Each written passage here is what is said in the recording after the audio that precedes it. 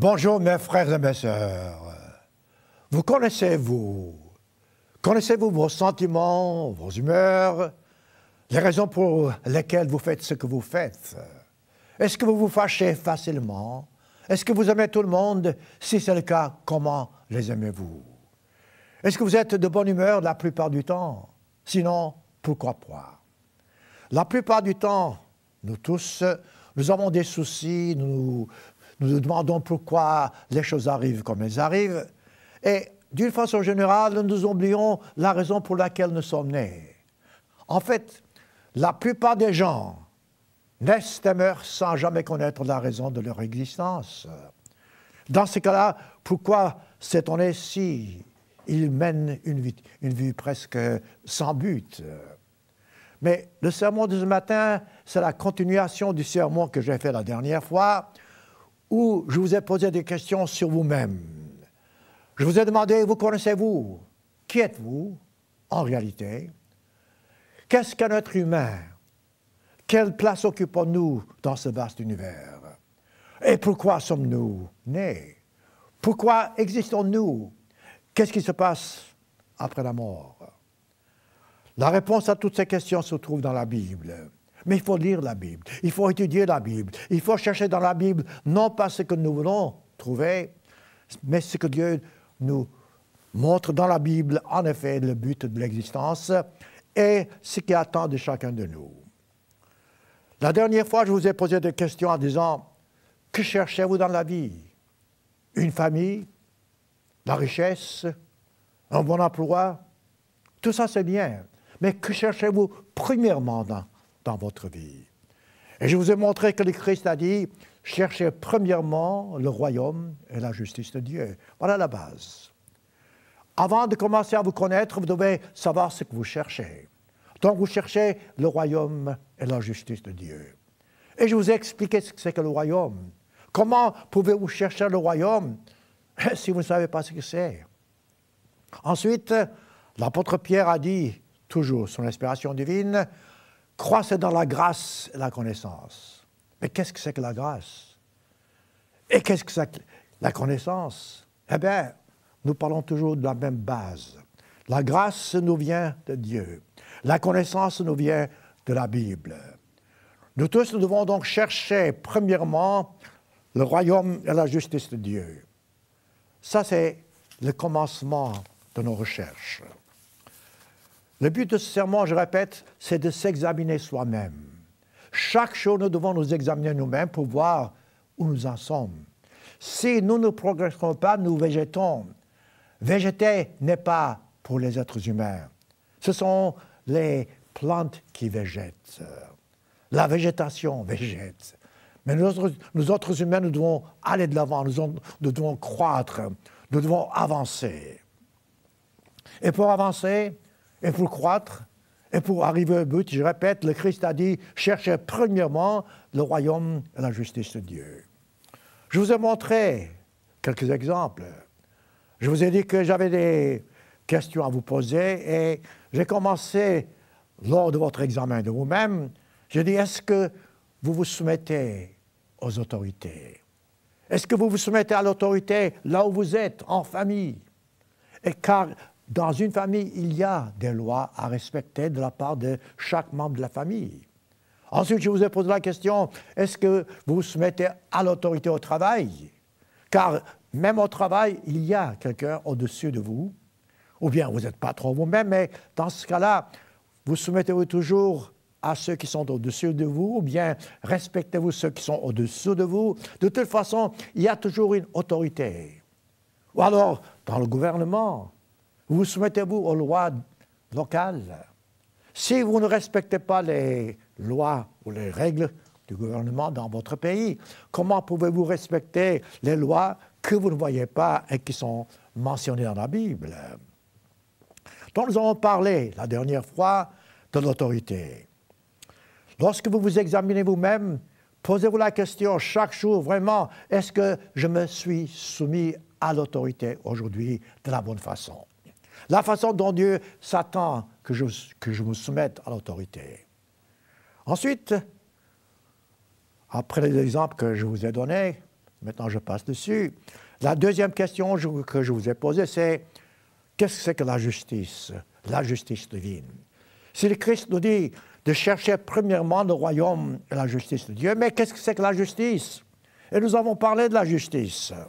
C'est la justice divine. La justice qui cherche avant tout la volonté de Dieu. La justice qui veut faire ce qui est juste aux yeux de Dieu. La justice qui nous dit d'aimer notre prochain comme nous-mêmes. La justice même qui consiste à mettre Dieu avant toute personne, avant toute chose en ce bas monde. Je savais la dernière fois, lorsque j'ai parlé de ce sujet, que je ne le finirais pas. J'avais en vue 7 façons de s'examiner soi-même. Et sur les 7 façons, je n'ai découvert que les 2, se soumettre à l'autorité, d'abord, lors de cet examen de soi, et ensuite, savoir si nous cherchons la justice divine. Je pense que j'ai à peu près couvert ces 2 sujets. Et maintenant, continuons avec les 5 autres examens de soi. Et en tant que 3e examen de soi, je vous poserai une question tout à fait banale, si vous voulez, mais tout aussi simple. Dans cet examen de soi, d'abord, savez-vous ce que c'est que la chose la plus difficile dans votre vie? Quel est votre plus grand problème dans ce beau monde?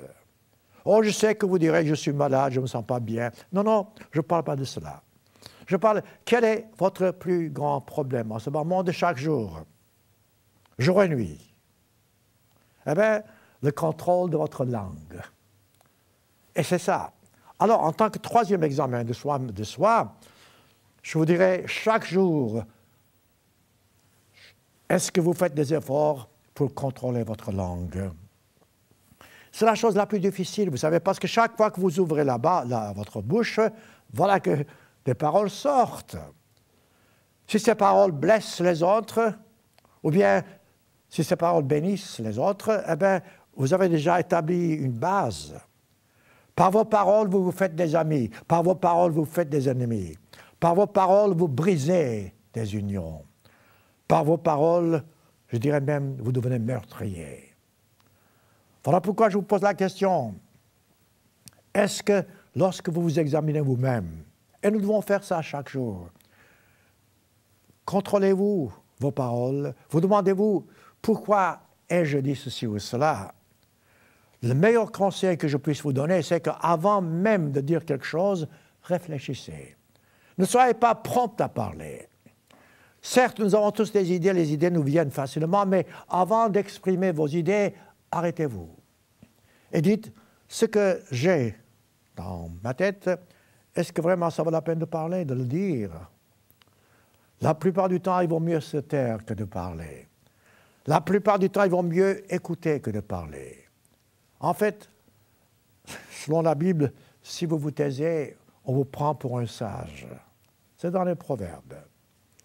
Alors, comment est-ce qu'on peut vraiment contrôler la langue? L'apôtre Jacques, je viendrai à ceci dans quelques instants, nous montre les difficultés de contrôler notre langue. Mais avant de contrôler notre langue, voyons ce que Dieu dit en ce qui concerne le contrôle des langues dans les 10 commandements. Car Dieu nous donne des précisions exactes en ce qui concerne le contrôle des langues, même dans les 10 commandements. Eh oui, les 10 commandements nous disent comment vivre pour plaire à Dieu. Et vous savez que, en fait, dans les 10 commandements, il y a 6, les 6 derniers, qui font partie en ce que nous appelons les relations des hommes entre eux-mêmes. Dans ces relations entre humains, l'un des commandements dit « Tu ne tueras pas ». Ça, nous savons. « Tu ne commettras pas d'adultère ». Ça, nous savons. Ce sont des rapports humains.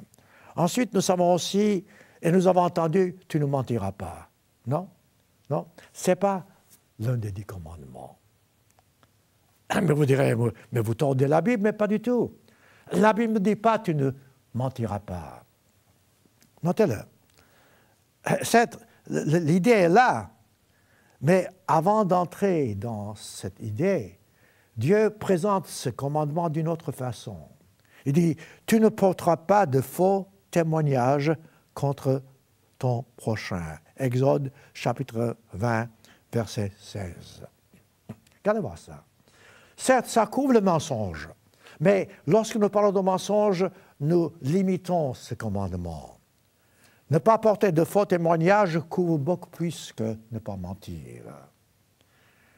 Chaque fois que vous ouvrez votre bouche et que vous parlez, soyez sûr que vous ne portez pas de faux témoignages contre votre prochain. Ça fait une différence, une grande différence. Je répète, le sujet est tellement vaste. Comme je vous ai dit la dernière fois, je couvrirai seulement chaque,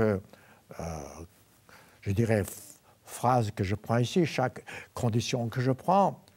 Seulement, je couvrirai le sujet d'une façon globale. Ensuite, vous n'avez qu'à faire des recherches vous-même. Nous avons vu, je répète, ce que c'est que l'autorité, la soumission à l'autorité. Nous avons vu ce que c'est que chercher de la justice. Et maintenant, comment faire, que faire pour contrôler votre langue? Eh bien, je vous ai dit, et je répète, dans les proverbes surtout, nous avons beaucoup de conseils. L'un des conseils, c'est de ne pas trop parler. C'est de maîtriser votre langue. C'est de ne pas vraiment vous laisser aller à tous vos sentiments et les étaler devant tout le monde. Prenez l'exemple du Christ. Le Christ a été persécuté lorsqu'il était sur cette terre. On a dit toutes sortes de mensonges sur le Christ. On a blasphémé, on l'a blâmé, toutes sortes de faux témoignages. Voilà votre faux témoignage. Les raisons pour lesquelles le Christ a été arrêté, c'était à cause de faux témoignages. Ce commandement que je viens de citer dans Exode. Et les gens, même au tribunal, ne trouvaient rien de vrai, de valable dans ces faux témoignages. C'est à cause de ces faux témoignages que le Christ a été crucifié. Bon. Mais laissez-moi vous citer ici un exemple dans sa vie, car ça vous donne une idée de ce que c'est que de savoir se taire, de ne pas parler. Le Christ était sujet à toutes sortes de blasphèmes, je dirais, au blâme, et les gens lui posaient toutes sortes de questions, et les réponses qu'il donnait, les gens tordaient ses réponses. Et chaque fois, presque chaque fois que les gens lui posaient une question, c'était pour le piéger. Non pas pour comprendre la vérité, mais pour chercher des raisons pour accuser le Christ. Alors, si vous étiez à sa place, comment réagiriez-vous? Que feriez-vous? Comment répondriez-vous aux questions? Dans Matthieu chapitre 27, nous avons un exemple frappant ici, car, je répète, vous n'avez qu'à lire le reste. Chaque fois qu'on interroge le Christ, ce n'est pas pour apprendre quelque chose, à connaître la vérité, mais pour trouver une raison pour accuser le Christ. Alors, je prends maintenant au milieu d'une idée. Matthieu 27, verset 11.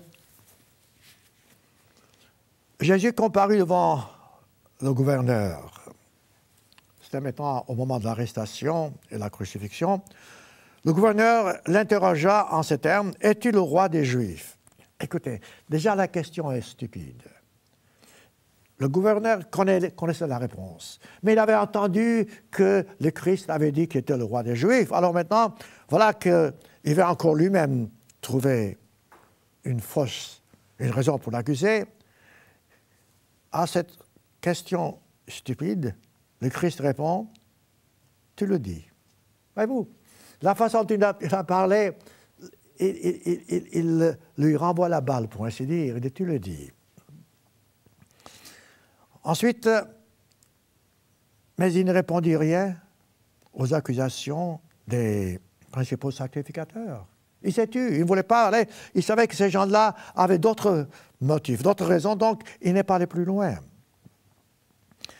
Alors Pilate lui dit, verset 13, « N'entends-tu pas de combien de choses on t'accuse ?» Alors, quelle a été la réponse de Christ? Vous savez, vous pouvez voir tout le mensonge contre vous, et Jésus ne lui donna pas de réponse sur aucune parole. Voilà. Ailleurs, il a parlé. Ailleurs, il a expliqué. Lorsque le moment venait, il parlait, il expliquait. Tout dépend de l'attitude des gens. Mais après quelque temps, vous savez que assez, c'est assez. Ici, le Christ savait que ce gouverneur devait savoir ce qu'il disait, alors il n'a pu donner de réponse. Voilà un conseil formidable. Souvent dans votre vie, il vaut mieux ne pas répondre, plutôt que de mentir, ou plutôt que de dire des choses qui ne seraient pas bon à dire ni à entendre.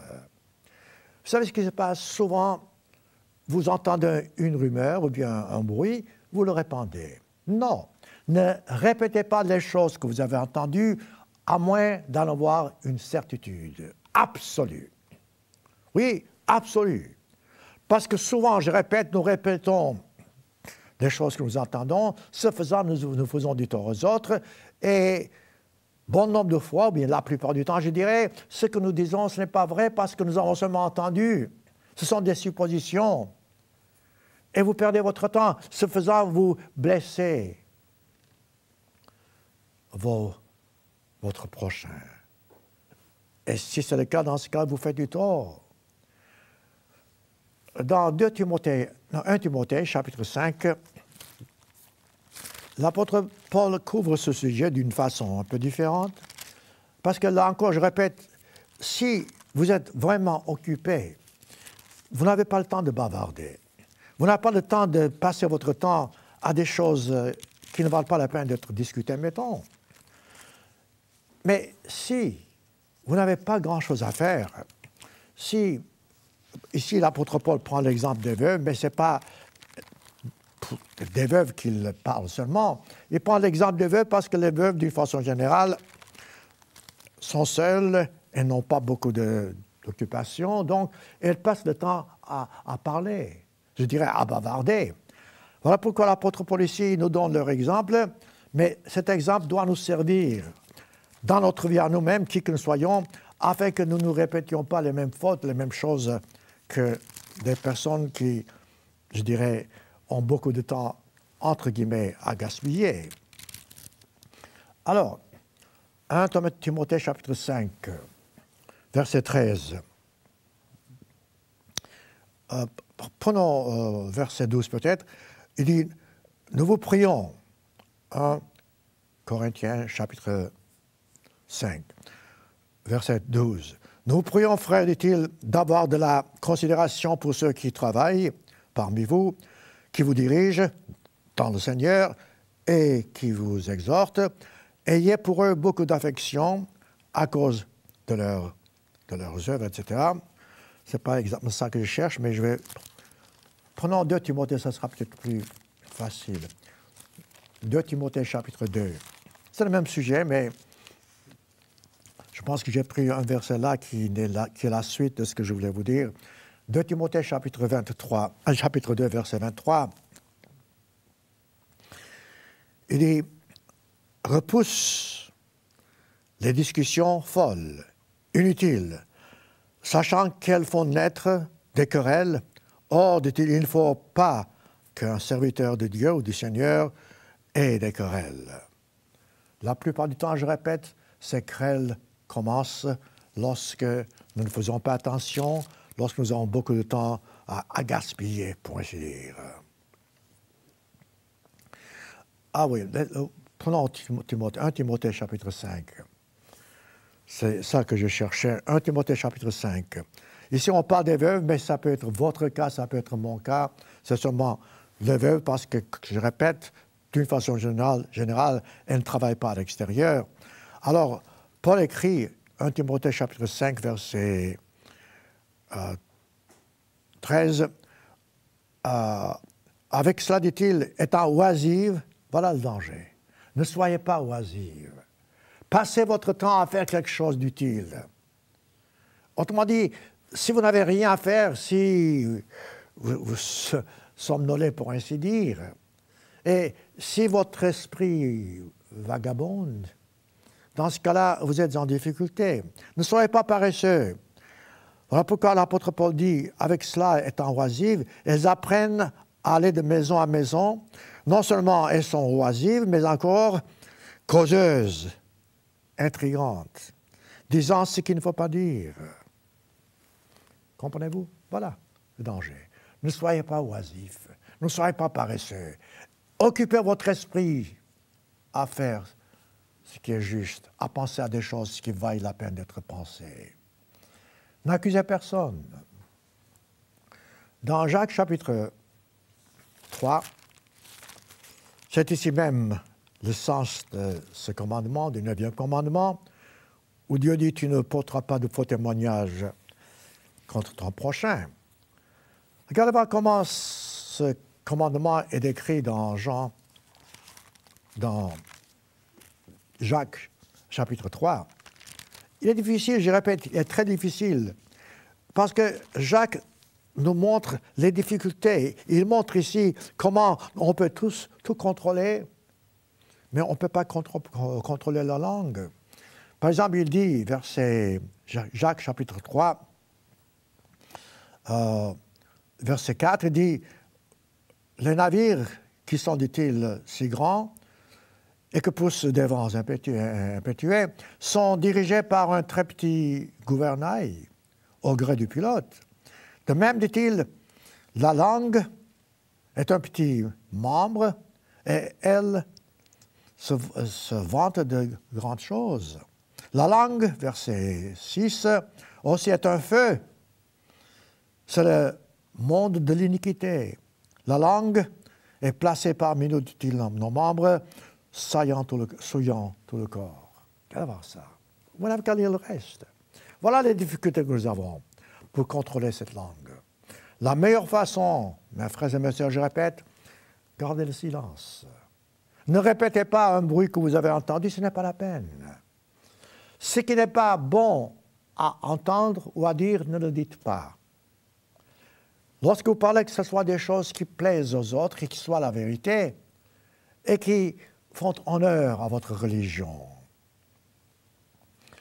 Dans Jude, puisque nous sommes tout près de Jacques, etc., Pierre, Jude. Regardez voir un exemple frappant. C'est toujours question d'autorité en même temps. Dans Jude, nous avons question ici de Moïse et nous avons des anges. Et ici, nous avons donc l'attitude que nous devons avoir et aussi la question de respecter l'autorité ou bien même de craindre l'autorité. Je vous ai parlé par le passé en ce qui concerne Satan, le diable. Satan n'était pas au commencement l'adversaire. Satan était un archange. Satan, donc, était un archange très haut placé, comme la Bible décrit dans Ézéchiel, dans Ésaïe, un être créé par Dieu, très haut placé. Mais Satan, il est devenu Satan, cet archange, parce qu'il s'est laissé dominer par la vanité. Ensuite, dès ce moment-là, lorsque l'humanité a été créée, Satan a commencé à séduire les gens. Alors, qu'est-ce qui se passe? Quelle est notre attitude à l'égard de Satan? Comment devons-nous le traiter? Comment devons-nous parler? Jude, verset 8. Malgré cela, ces hommes, dit-il, sont entraînés par leur rêverie. Un peu plus loin, verset 9. Or, l'archange Michel, voilà un autre archange, lorsqu'il contestait avec le diable, Satan, et lui disputait le corps de Moïse, n'osa pas parler contre lui un jugement. Regardez-moi ça. Pourquoi? Parce qu'il voulait être sûr, n'est-ce pas, qu'il obéit aux ordres divins. Dieu prendra soin. Donc, il n'osa pas parler parce qu'archange, même Satan, devenu Satan, était un poste, n'osa pas parler contre lui. Elle disputait donc le corps de Moïse. Il n'osa pas porter contre lui un jugement. injurieux. Voyez-vous ça? Injurieux. Mais il dit que le Seigneur te réprime. Voilà quelque chose à vous rappeler. Si vous voulez, par exemple, médire quelqu'un que vous ne devriez pas, laissez Dieu prendre soin. Vos ennemis qui vous attaquent, qui vous blessent, eh bien, vous ne pouvez pas souhaiter qu'ils meurent, car le Christ a dit, il faut aimer tout le monde. Donc, vous direz que le Seigneur te réprime, que Dieu en prenne soin. Voilà la façon de vous venger de vos ennemis. Mettons, là encore, vous n'avez pas besoin de dire quelque chose qui ne serait pas juste, qui ne serait pas bon. Voilà ce que c'est que ce commandement, le 9e commandement, qui dit « Tu ne porteras pas de faux témoignages contre toi-même, contre ton prochain. » Proverbe chapitre 10. Je répète, chacun de ces sujets demande tout un sermon. Je donne seulement un résumé de la situation. Proverbe chapitre 10, verset 19. Encore, ce sont des bons conseils. Dans les proverbes, vous avez beaucoup de conseils qui nous sont donnés en ce qui concerne la langue et comment maîtriser la langue. Proverbe 10, verset 19. Celui qui parle beaucoup ne manque pas de péché. Oui, intéressant. Nous devons éviter de pécher, donc parlez moins. Lorsque vous parlez, dites des choses qui valent la peine d'être dites. Mais celui qui retient ses lèvres est un homme prudent. Proverbe 10, verset 19. Bon, continuons.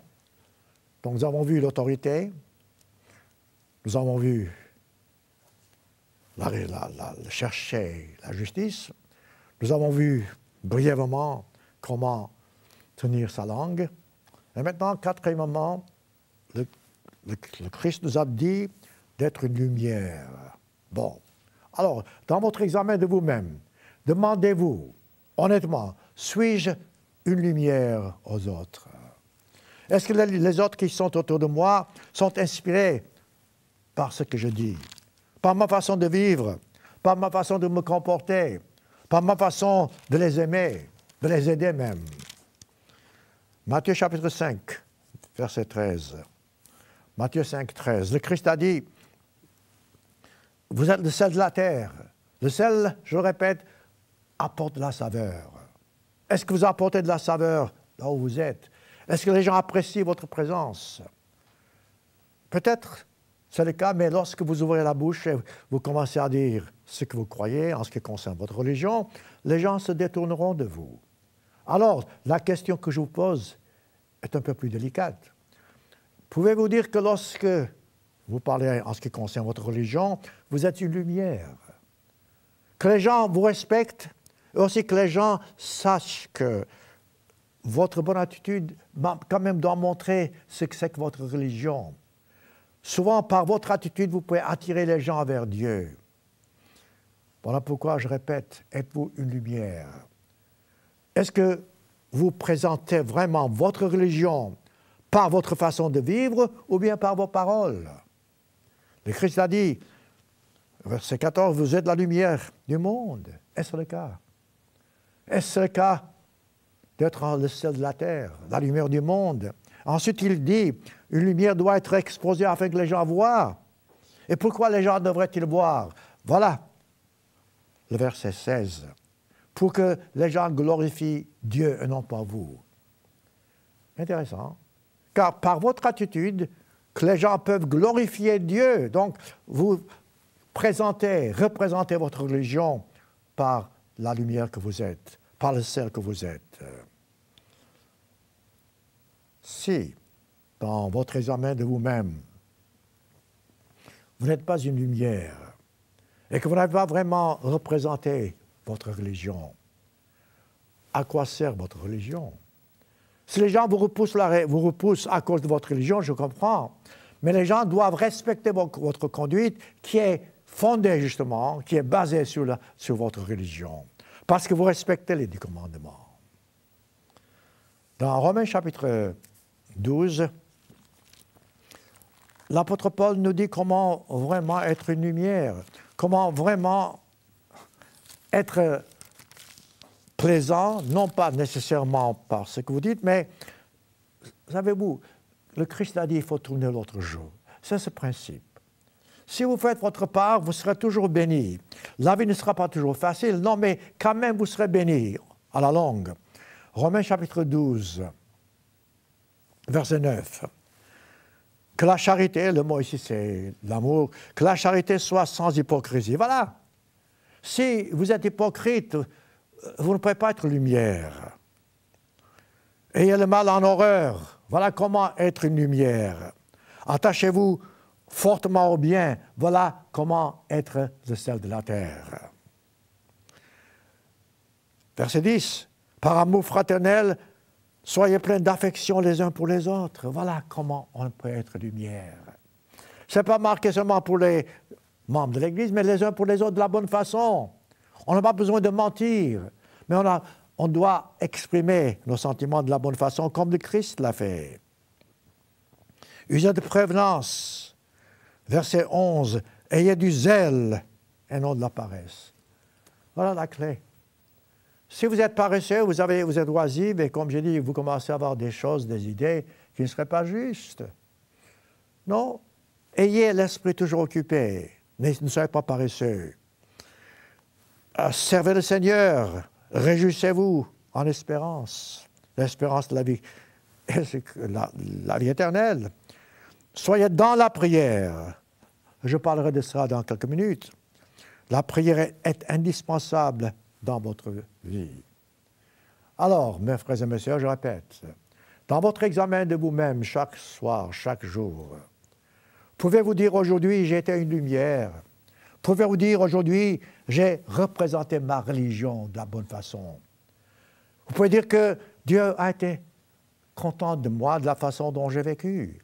Je n'ai pas rendu le mal pour le mal, mais le bien pour le mal. Ce faisant, vous êtes une lumière.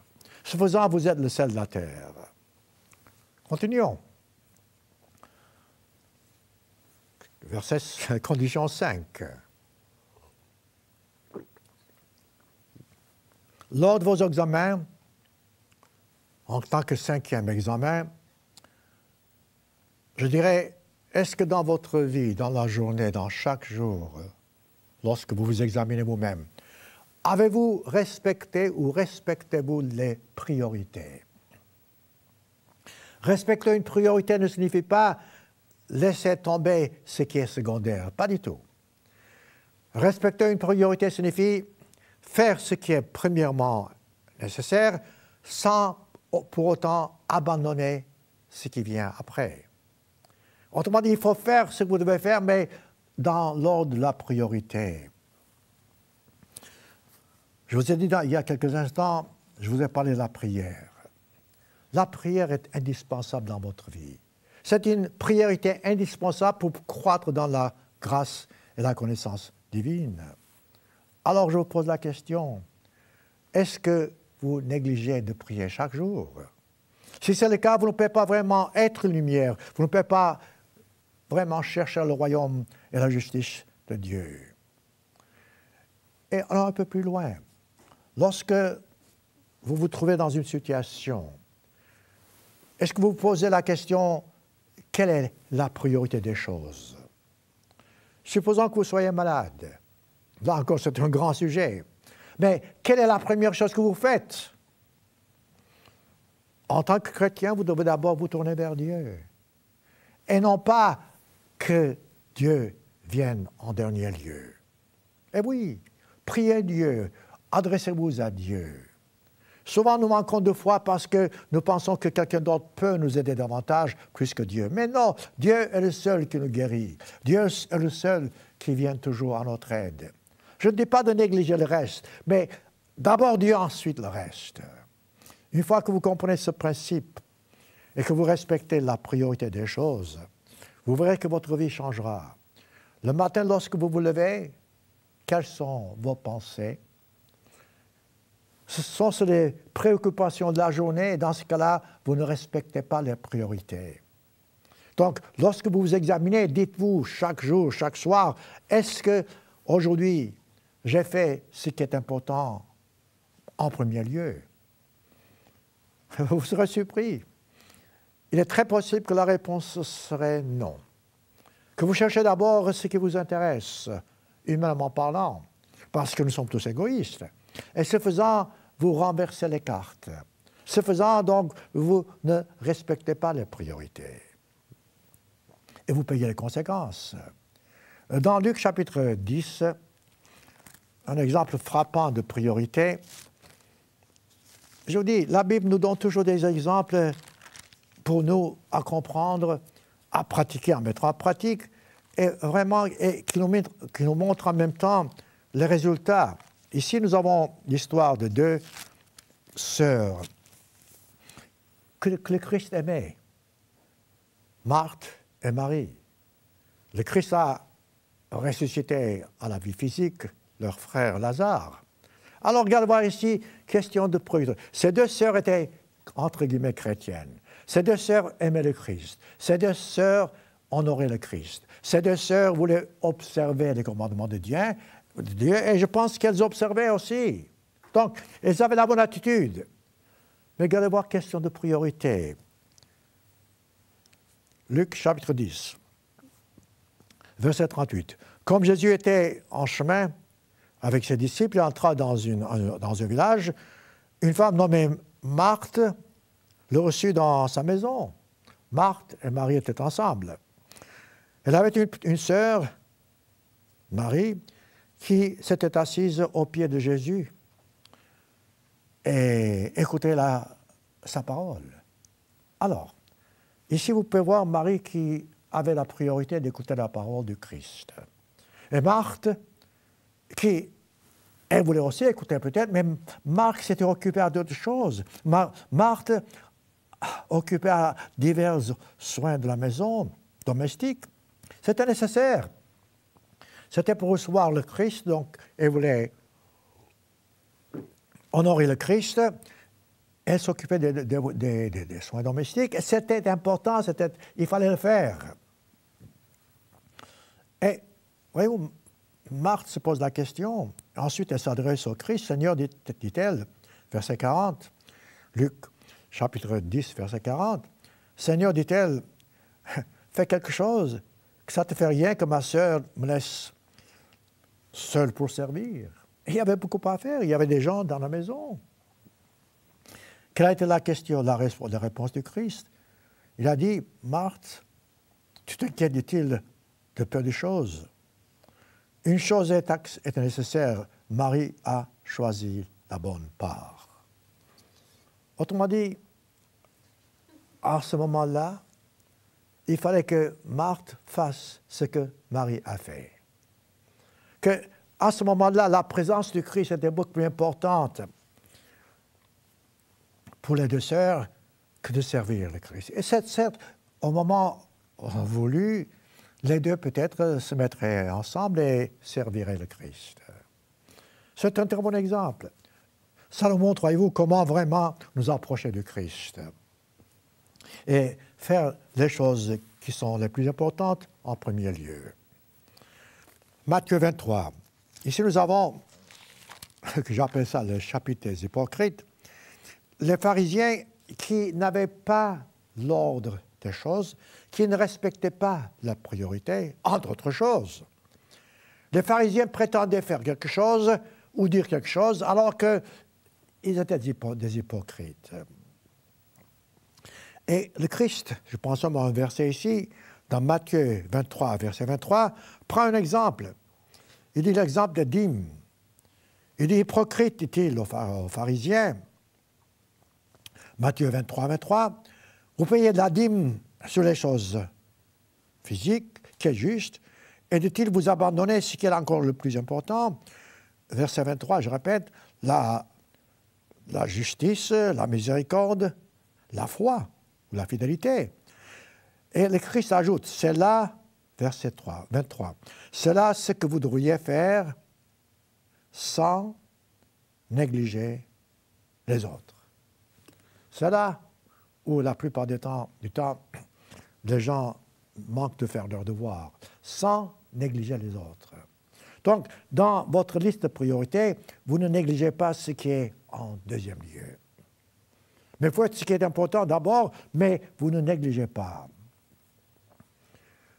Je parlais il y a quelques instants de la prière. Écoutez, que la prière soit la première chose qui vient dans votre vie lorsque vous avez besoin de quelque chose. La prière n'est pas seulement demander quelque chose à Dieu. La prière, c'est de reconnaître la présence de Dieu. La prière, c'est de dire merci Dieu. La prière, c'est d'être reconnaissant. Certes, vous devez demander ce dont vous avez besoin, toujours pour servir les autres, toujours pour être un meilleur chrétien. Lorsque vous avez besoin d'une grande décision, qu'est-ce que vous faites? Vous allez chercher conseil auprès des amis? Pas de problème. Ou bien auprès de vos ennemis? Pas de problème. Cherchez conseil auprès d'autres personnes. Si vous savez à qui vous adressez, pas de problème. Mais la première chose que vous devriez faire, c'est de vous adresser à Dieu. C'est de chercher conseil auprès de Dieu. Voilà pourquoi, quelle que soit la situation, quel que soit le cas, si vous cherchez conseil, adressez-vous à Dieu par la prière. Mettez-vous à genoux. Demandez-lui, écoute Dieu, voilà une grande décision. Dois-je faire ceci ou cela? Vous savez, il est triste à dire, mais prenez l'exemple d'un jeune. J'ai eu dans ma vie des cas pareils, des jeunes qui s'aiment sincèrement, qui se marient sans chercher conseil auprès de quelqu'un qui peut les aider. Ils sont épris par l'amour, bon, ils ne prennent même pas le temps de prier, de demander à Dieu la sagesse, ou bien demander à leur façon. Je sais, j'ai eu dans ma vie des cas, en tant que ministre, où j'ai vu le couple, je dis non, ce n'est pas la bonne chose à faire pour vous. Vous n'êtes pas fait l'un pour l'autre comme vous êtes. Et ils n'ont pas écouté. Après, c'était une vie difficile dans le mariage. Donc, si vous avez une grande décision, c'est bon de chercher conseil auprès de quelqu'un qui peut vous donner conseil, mais d'abord, adressez-vous à Dieu.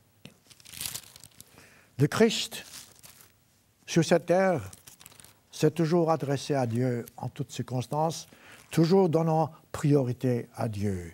Notez-le. Matthieu chapitre 6. Luc, je m'excuse, Luc chapitre 6. Luc chapitre 6, verset 12. Oui, d'accord. Luc 6, verset 12. En ce temps-là, Jésus se rendit sur la montagne pour prier. Qu'est-ce qu'il voulait faire? Il voulait choisir ses disciples, ceux qui seraient des apôtres. C'était important. Voyez-vous, les 12 apôtres qu'il a eus, il fallait vraiment faire un choix. Il a passé toute la nuit, le Christ a prié Dieu afin d'avoir la sagesse pour prendre la bonne décision. Notez-le. Il passa toute la nuit, verset 12, à prier. Et quand le jour arriva, suite à sa prière, il appela ses disciples, il en choisit 12 auxquels il donna le nom d'apôtres. Les 12 apôtres que le Christ avait, ce n'étaient pas choisis juste pour un oui-dire, juste par accident. C'était la suite, le résultat de toute une nuit de prière. Commencez-vous à comprendre? Matthieu 14. Donc, si le Christ a fait ça lorsqu'il était sur cette terre, à combien plus forte raison ne devions-nous pas nous faire la même chose? Matthieu 14, un autre exemple du Christ lorsqu'il priait avant de prendre une décision, verset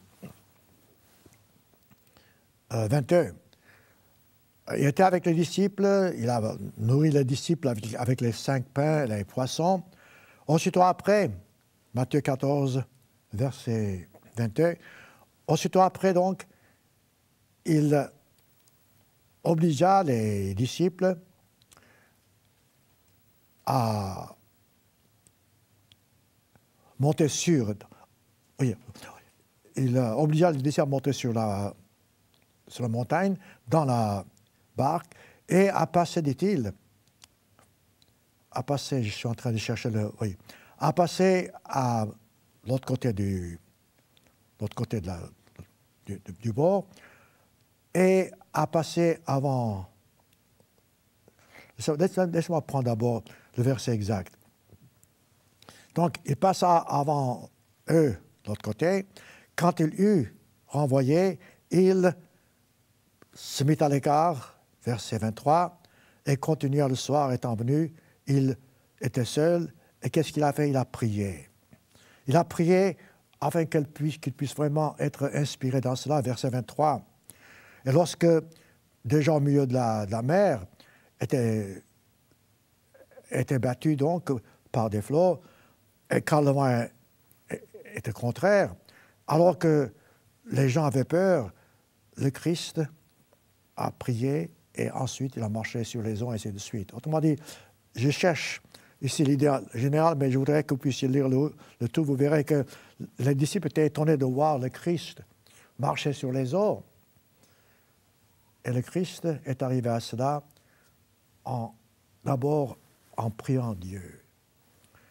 Dans votre vie, donnez toujours priorité à la prière avant de prendre une grande décision. Alors, continuons. Examen numéro 6. Je répète, je prends seulement une partie seulement de toutes les conditions que je vous pose. En ce qui concerne l'examen numéro 6, lorsque vous vous examinez vous-même, honnêtement parlant, vous demandez-vous combien de fois vous avez pris une décision ou fait quelque chose à cause de la vanité? Autrement dit, quelle part joue la vanité dans votre vie? Vous voulez être respecté pourquoi?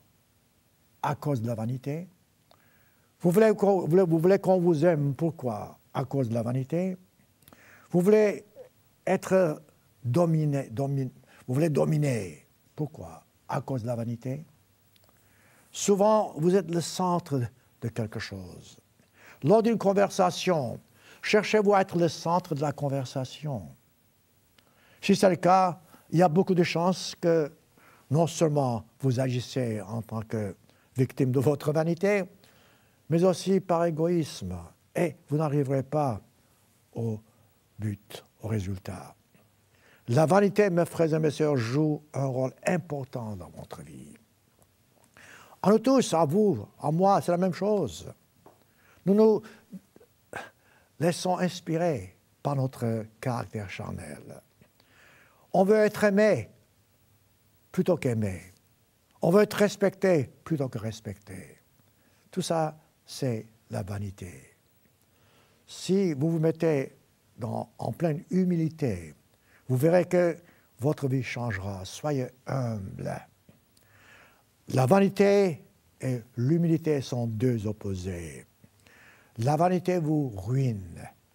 L'humilité vous mène à la gloire.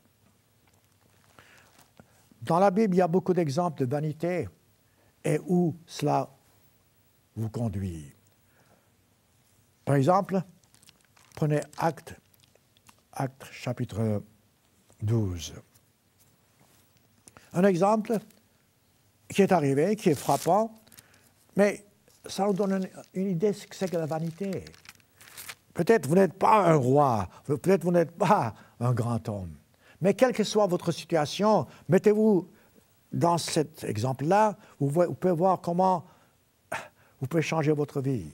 Parce que dans des petites choses ou dans des grandes, vous vous examinez vous-même, vous verrez que ce que vous dites, c'est par vanité.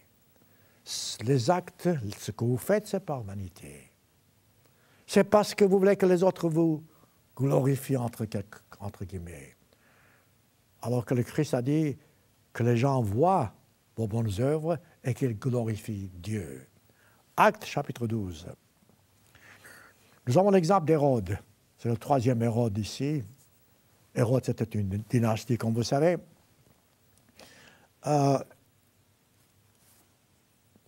Actes chapitre 12, verset 20. Hérode avait des dispositions hostiles à l'égard des Tyriens, etc. Ensuite, un jour, il faisait un grand discours, verset 21, un jour de fixé, Hérode, revêtu de ses habits royaux. Déjà, ça commence déjà. Et on fait un discours, bon, il faut qu'il se présente bien, il n'y a pas de problème. Mais il se met dans ce 31. Ensuite, il va faire un discours et il, assis sur son trône, il harangua publiquement. Autrement dit, il s'est vraiment donné la peine pour impressionner les gens. Vanité. C'était tellement impressionnant que le peuple criait, verset 25, « C'est un Dieu et non pas un homme. » Ah, voilà. Un homme qui cherche à impressionner les gens, à se passer même à leur avis, comme Dieu. Et le peuple s'écria, voix d'un homme, mais non pas voix d'un Dieu, n'est pas un homme. C'est ça que vous cherchez. C'est ça que vous voulez faire afin que les gens vous respectent ou bien vous aiment. Le résultat, ce sera catastrophe. Au même instant, verset 23, un ange du Seigneur le frappa parce qu'il n'avait pas donné gloire à Dieu. Il expira rongé de vers. Vanité, voilà le résultat. Rongé de vers. C'est un sujet immense, la vanité. J'ai fait plusieurs sermons, j'en ferai encore. Cette vanité qui nous contrôle. Nous ne nous rendons pas compte. Nous voulons, je répète, être aimé plutôt que aimer. Nous voulons être servi plutôt que servir. Tout ça, c'est la vanité. Nous voulons même être religieux pour impressionner les gens. Ce faisant, nous sommes hypocrites en même temps. Regardez ce qui est écrit dans Proverbes chapitre 15. Un verset que je cite souvent, mais c'est le moment de le citer maintenant, parce que Dieu nous dit ce que c'est que la vanité et où nous mène la vanité. Proverbes chapitre 15, verset 33. La crainte de l'Éternel, c'est-à-dire le respect des commandements de Dieu, enseigne la sagesse. Ça, c'est le but de la vie. Nous apprenons la sagesse qui nous vient de Dieu par la crainte de Dieu, c'est-à-dire par notre obéissance à Dieu. Nous reconnaissons, nous acceptons, nous connaissons comment vraiment arriver à la sagesse. Ensuite, l'humilité précède la gloire. C'est un verset fantastique. Si vous êtes humble aujourd'hui, vous serez un jour glorifié dans le royaume de Dieu. Ça, c'est la gloire. Donc, pour arriver à cette gloire, aujourd'hui, vous devez vous débarrasser de votre vanité. L'humilité précède la gloire. Proverbe, chapitre 22. Proverbe, chapitre 22. Encore un autre verset magnifique qui nous dit vraiment la valeur de l'humilité. Proverbe, chapitre 22, verset 4. Proverbe 22, 4. Le fruit de l'humilité et de la crainte de l'Éternel, c'est la même phrase, mais autrement dit, c'est la richesse, la gloire et la vie. Regardez voir la récompense. Donc, l'humilité vous mène à la gloire, vous mène à la richesse, vous mène à la vie éternelle. Voilà le prix. Mes frères et mes sœurs, lorsque vous vous examinez vous-même chaque jour, honnêtement, demandez-vous sincèrement, pourquoi ai-je fait ce que j'ai fait? Pourquoi ai-je pris des décisions que j'ai prises? Comment est-ce que je me suis comporté à l'égard de quelqu'un? Était-ce par vanité? Était-ce pour me glorifier? Ou était-ce vraiment en toute humilité? Ce sont des choses indispensables dans votre vie. Sans ça, vous ne pouvez pas arriver au but pour lequel vous avez été créé. Nous sommes créés, je le répète, et j'ai expliqué ça dans le premier sermon, nous avons été créés pour être un jour membres de la famille divine, pour être un jour des êtres éternels, pour vivre un jour en tant que membre de la famille divine éternellement. Ça, c'est le but, ça, c'est la gloire, ça, c'est la richesse, ça, c'est la vie éternelle. Mais pour y arriver, nous devons aujourd'hui nous humilier. Nous devons aimer notre prochain comme nous-mêmes, respecter notre prochain et le mettre avant nous, avant nos besoins à nous. Là encore, je n'en finirai pas, mais il y a tellement de choses ici à comprendre, à savoir, à respecter. Soyez sûrs que dans tout ce que vous faites, dans vos priorités à nouveau, que vous mettez d'abord Dieu. Ce que Dieu aurait fait à votre place. Comment le Christ aurait-il réagi? Le Christ n'a pas cherché sa gloire lorsqu'il était sur cette terre. Le Christ ne s'est pas glorifié. Le Christ ne s'est jamais conduit par vanité. Au contraire, il a tourné l'autre jour, il a même donné sa vie. Alors que les gens le respectaient faussement, il a donné sa vie afin que vos péchés et les miens soient pardonnés. Dans Éphésiens chapitre 4, nous pouvons voir un autre exemple et des recommandations en ce qui concerne l'humilité. Il y a beaucoup d'exemples dans la Bible. Il y a beaucoup de versets qui nous montrent comment nous approcher de Dieu. Éphésiens 4, verset 1. On parle d'humilité. Vous savez, en fait, dans Philippiens aussi, Paul nous a dit « Soyez comme le Christ ». Soyez humbles comme le Christ, je paraphrase. Ici, il répète la même chose d'une façon un peu différente, mais qui nous donne quand même la même idée, qui nous aide à comprendre ce que c'est que vraiment l'humilité. Éphésiens 4, « Je vous exhorte donc, moi le prisonnier », parce qu'à cette époque-là, Paul était prisonnier, à marcher d'une manière digne de la vocation.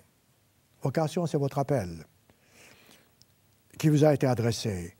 En toute humilité.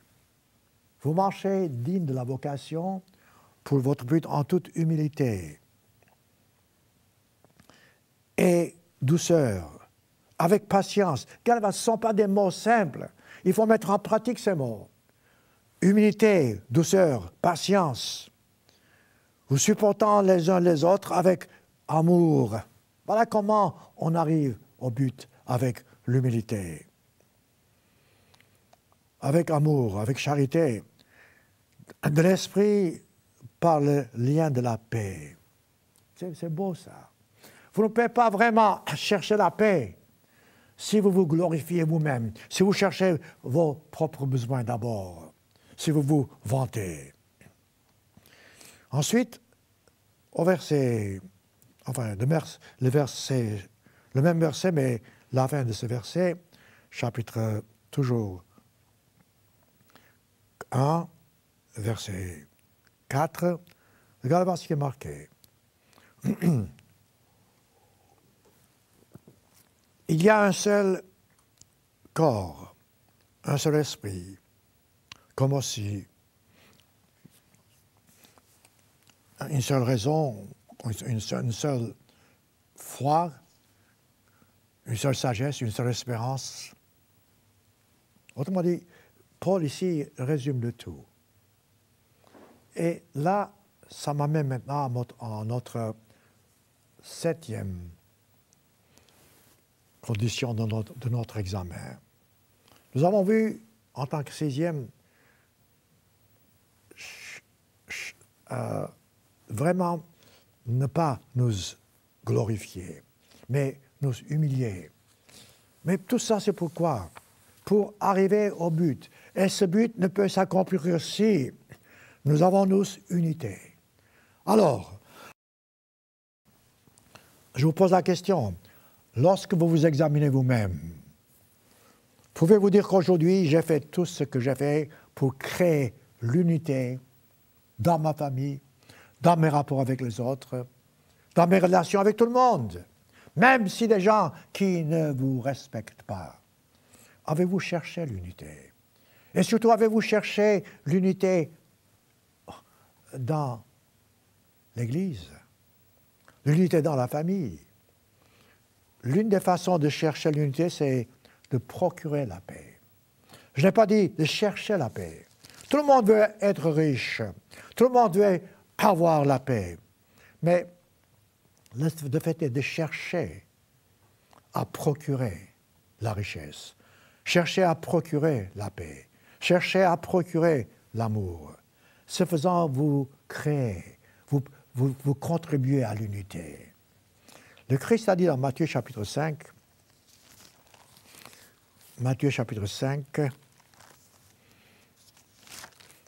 dans son sermon sur la montagne, il n'a pas dit chercher la paix. Il y a des gens qui lui ont, tiens, le Christ a dit que nous devons chercher la paix. Non, il n'a pas dit de chercher la paix. Ça vous impressionne? Non, parce que voyez-vous, là encore, l'idée est juste, mais ce n'est pas exactement ça. Le Christ a dit dans Matthieu chapitre 5, verset 9, « Heureux ceux qui procurent la paix. » Vous devrez procurer la paix. Si vous procurez la paix, évidemment, vous la cherchez en même temps. Vous devez faire de sorte que lorsque vous êtes avec les gens, que vous ne soyez pas, vous, sujet de dispute. Lorsqu'il y a une dispute, vous chercherez à gagner cause, ou bien vous chercherez à avoir raison. Apprenez à tourner l'autre joue. Apprenez à dire « j'ai tort ». Ce faisant, vous procurez la paix. Soyez un instrument de paix, comme l'apôtre Paul a dit dans Éphésiens. Et ce faisant, vous procurez la paix. Sans la paix, il n'y a pas d'unité. Un homme et une femme ne peuvent pas vivre ensemble et avoir une famille unie, heureuse, s'il n'y a pas de paix. Les enfants et les parents ne peuvent pas vivre ensemble et être heureux s'ils ne vivent pas dans la paix. Donc, vous, dans chaque chose, lorsque vous vous examinez vous-même, posez-vous la question, aujourd'hui, dans ma conversation, dans mon comportement, ai-je vraiment procuré la paix? Ou ai-je cherché la paix? Oh, tout le monde cherche la paix. Mais êtes-vous vraiment un instrument qui procure la paix? Ce n'est pas facile. Le Christ est venu, a été accusé, a été blâmé, a été persécuté. Et là, il est venu pour nous montrer ce que c'est que l'unité. Dans Jean chapitre 17, je répète, ce sont des sujets énormes, il faut presque analyser et prendre chaque sujet en tant que sujet d'un sermon. Dans Jean chapitre 17, le Christ nous montre le but final de l'existence humaine sur cette terre. Et d'une façon magnifique. Ici, vous avez dans Jean 17, l'évangile selon Jean, la dernière prière du Christ. La prière avec ses disciples. Quelle a été la prière du Christ avec ses disciples ici? Quel a été le but? Unité. Il cherchait l'unité, il disait comment parvenir à l'unité. Par exemple, il dit, Jean 17, et je suis en train de voir où est-ce que je peux prendre le verset qui serait facile à grouper. Ok, 20, verset 20. Jean 17, 20, verset 20. Ce n'est pas pour eux, dit-il, seulement que je prie. Autrement dit, il priait pour les disciples, pour les apôtres à l'époque. Mais encore dit-il, pour ceux qui croiront en moi. Ça inclut vous et moi. C'est le futur. Et pourquoi priait-il? Afin que tous, vous, moi, eux, soient un. Voilà l'unité. Tous soient un. Comme je suis en toi, et comme tu es en moi, je paraphrase, afin qu'eux aussi, dit-il, soient un en nous. Voilà l'unité. C'est cette unité, mes frères et mes sœurs, à laquelle nous allons parvenir un jour. Pour le moment, ce n'est pas le cas. Nous sommes membres de l'Église, nous faisons ce que Dieu nous dit, autant que possible. Mais ce n'est pas encore l'unité totale. Ce n'est pas l'unité où nous sommes un avec Christ, 100%. Nous sommes un avec l'Esprit de Dieu, 100%. Un avec Dieu, le Père, 100%. Mais le jour viendra. Et le Christ a prié justement pour ça. Il dit, je prie pour cela. C'est fantastique. Comment le Christ et Dieu le Père se comportaient-ils l'un avec l'autre? Jean chapitre 5. Regardez le rapport parfait entre le Christ et le Père. Et c'est ce que nous devons commencer à faire dès maintenant afin de pouvoir arriver à cette unité totale en fin de compte.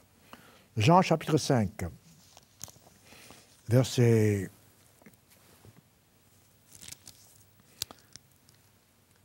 19. Jean 5, 19. Jésus reprit la parole et leur dit, en effet, dit-il, en vérité, je vous dis, le Fils ne peut rien faire de lui-même, il ne fait que ce qu'il voit le faire le Père. Et tout ce que le Père fait, le Fils aussi le fait pareillement. Voilà l'unité totale. C'est cette unité à laquelle nous arriverons un jour, si nous faisons notre part. Verset 30, toujours Jean chapitre 5, verset 30.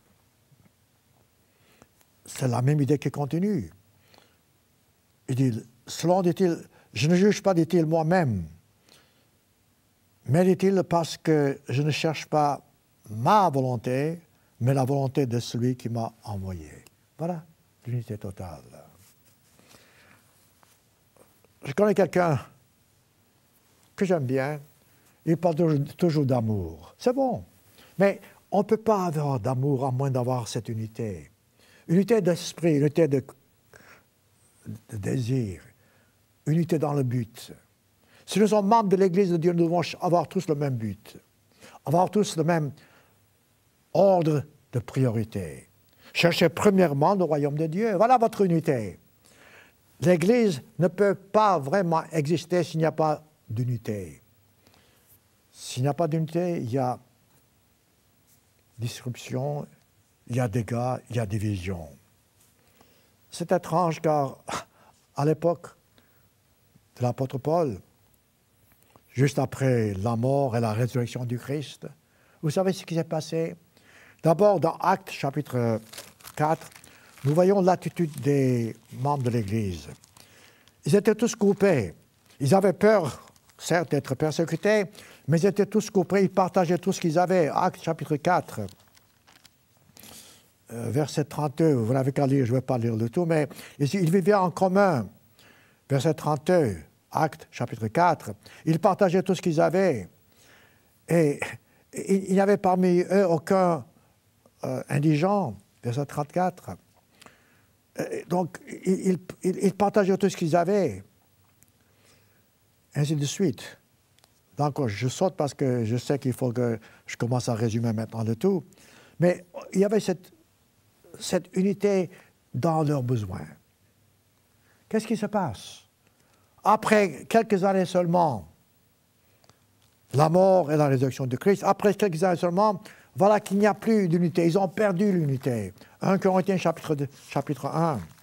Le même groupe de gens qui vivaient ensemble, qui partageaient tout ce qu'ils avaient. Il n'y avait pas d'indigents, il n'y avait pas de pauvres. Et cette unité s'est tout d'un coup s'est dissipée à cause de Satan. C'est Satan qui a fait. Et l'apôtre Paul écrit dans 1 Corinthiens chapitre 1, verset 10, « Je vous exhorte, frères, dit-il, par le nom du Christ, à avoir un même langage. » Voilà l'unité. À ne point avoir de division parmi vous. Vous ne pouvez pas avoir de division et en même temps avoir une unité.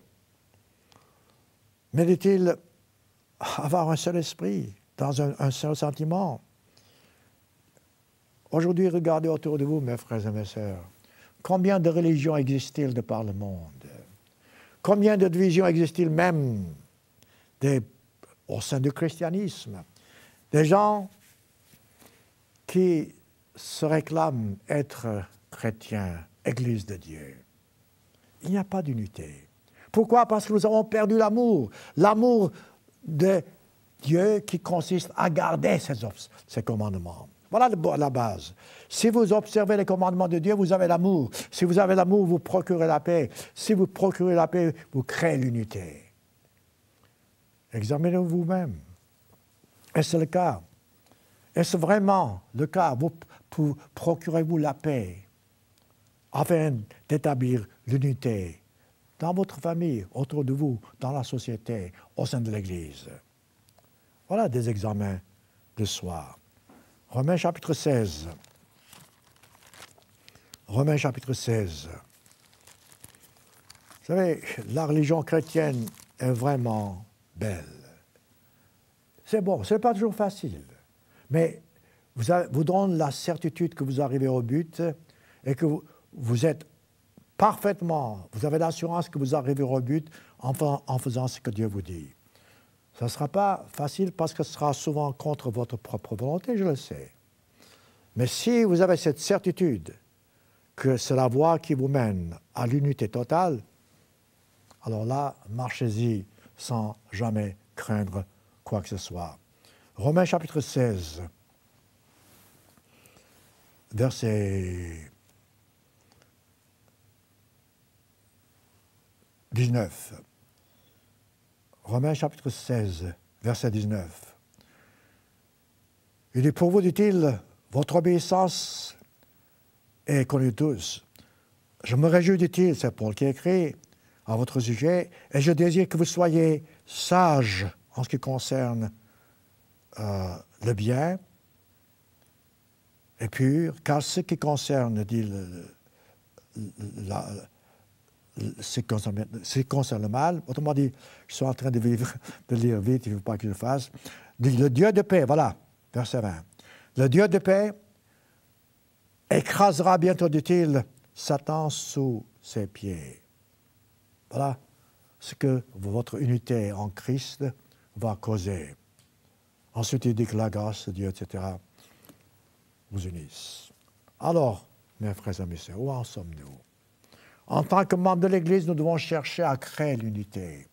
Psaume chapitre 133, qu'il est beau pour des frères de demeurer ensemble. Psaume 133, je pense que nous connaissons par cœur. En fin de compte, pour terminer ce sujet, je répète, un sujet qui nous donne l'occasion de nous examiner vous-même. Chaque jour, nous devons nous examiner vous-même, franchement parlant, et voir ces 7 points que j'ai montrés dans ce sermon, si vraiment nous sommes chrétiens, si nous croissons dans la bonne voie, si nous croissons dans la vérité. À quoi bon de dire que je suis chrétien si vous ne travaillez pas dans cette croissance qui vous mène au but final, l'unité totale en Dieu? Philippiens chapitre 1. Philippiens chapitre 1. Terminons par ce verset. Un verset magnifique qui nous donne l'espoir de vivre.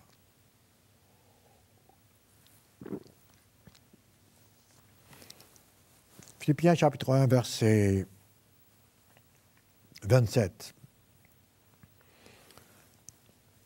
Seulement, dit-il, conduisez-vous d'une manière digne de l'Évangile. Voilà ce que nous disons, nous parlons, l'unité. Et il dit, j'entendais, dit-il, que vous demeurez ferme dans un même esprit, combattant d'une même âme pour la foi de l'Évangile. Voilà votre unité. Verset 20. Dieu a fait, dit-il, grâce par le rapport à Christ, non seulement, dit-il, de croire en lui, mais encore de souffrir pour lui, soutenant le même combat. Autrement dit, dans cet examen de soi, vous allez constater que ce n'est pas toujours facile. Mais c'est la seule voie, je répète, pour arriver au but. Alors, mes frères et mes sœurs, vraiment, cherchez à vous examiner chaque jour vous-même pour voir si vous êtes dans la foi.